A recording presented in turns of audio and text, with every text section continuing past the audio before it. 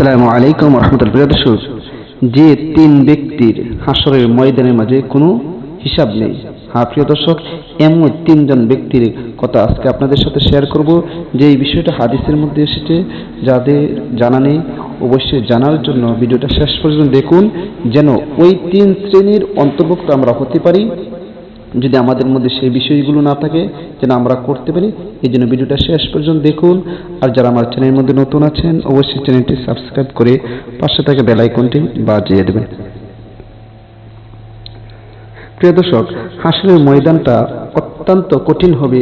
সেই দিন হাসরের ময়দানের মধ্যে আপনার ভাই আপনাকে চিনবে না, আপনার পিতা আপনাকে চিনবে না, আপনার সন্তান আপনাকে চিনবে না। প্রত্যেকে তার নিজ নিজ অবস্থা নিয়ে ব্যস্ত থাকবে। আল্লাহ পাক রব্বুল আলামিন পবিত্র কোরআনের মধ্যে বলেন, আউযু বিল্লাহি মিনাশ শাইতানির রাজীম, ইয়াউমা ইয়াফিরুল মারউ মিন আখিহি ওয়া উম্মিহি ওয়া আবিহি ওয়া সাহিবাতিহি ওয়া বানি লিকুল্লি ইমরিইম মিনহুম ইয়াউমা ইযিন শা'নুন ইউগনি। সবাই সবার থেকে পলায়ন করবে। বাপ ছেলে থেকে পলায়ন করবে, স্ত্রী স্বামী থেকে পলায়ন করবে, মানে কেউ কাউকে, ভাই বোন থেকে পলায়ন করবে। প্রত্যেকে নিজ নিজ অবস্থা নিয়ে নিজ নিজ হিসাব নিয়ে ব্যস্ত থাকবে। ইয়া নাফসি, আমার কি রেজাল্ট আসবে, আমাকে কি আমল না ডান হাতে দিবে নাকি বাম হাতে দিবে, এরকম কঠিন অবস্থার মধ্যে সবাই ইয়া নাফসি ইয়া নাফসি করতে থাকবে। এই কঠিন ময়দানের মধ্যে আল্লাহ পাক রব্বুল আলামিন, এই কঠিন অবস্থার মধ্যে আল্লাহ পাক রব্বুল আলামিন তিন ব্যক্তিকে হিসাব নিকাশ ছাড়াই তাদেরকে আল্লাহ পাক রব্বুল আলামিন জান্নাত দিয়ে দিবেন। সুবহানাল্লাহ। রাসূলুল্লাহ সাল্লাল্লাহু আলাইহি ওয়াসাল্লাম বলেন, তাহলে আমরা সেই হাদিসটা একটু শুনে নিই। হযরত ইবনে ওমর রাদিয়াল্লাহু তাআলা আনহু হতে বর্ণিত, হুজুর সাল্লাল্লাহু আলাইহি ওয়াসাল্লাম ইরশাদ করিয়াছেন, তিন ব্যক্তি এমন হইবে যাহারা কিয়ামতের ভয়ঙ্কর বিপদে ভীত হইবে না, তাহাদের হিসাব নিকাশও দিতে হইবে না।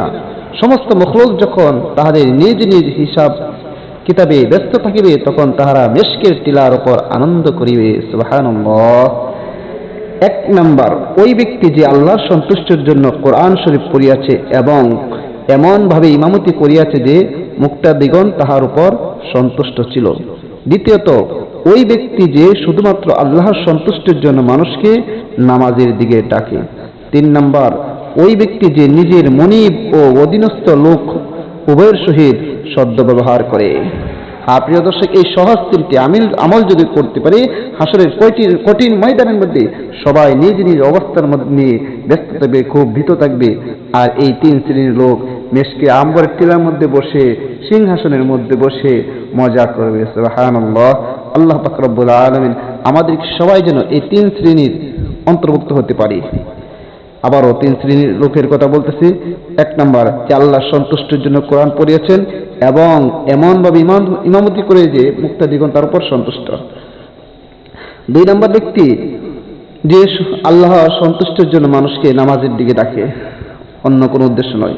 তিন নাম্বার, ওই ব্যক্তি যে নিজের মনিব এবং অধীনস্থ লোক উভয়ের সহিত ভালো ব্যবহার করে। ভালো ব্যবহার আমরা আমাদের অধীনস্থদের প্রতি কি ব্যবহার করি, সেই বিষয়গুলোকে চিন্তা করবেন। আল্লাহ পাক রব্বুল আলামিন সবাইকে এই তিন শ্রেণীর লোকের অন্তর্ভুক্ত হওয়ার মতো তৌফিক দান করুক। কারণ হাসরের ময়দানের মধ্যে হিসাব দিয়ে জান্নাতে যাওয়ার কোনো সুযোগ নেই। যে হিসাব দিয়ে জান্নাতে যাব এরকম অবস্থা নেই আমাদের।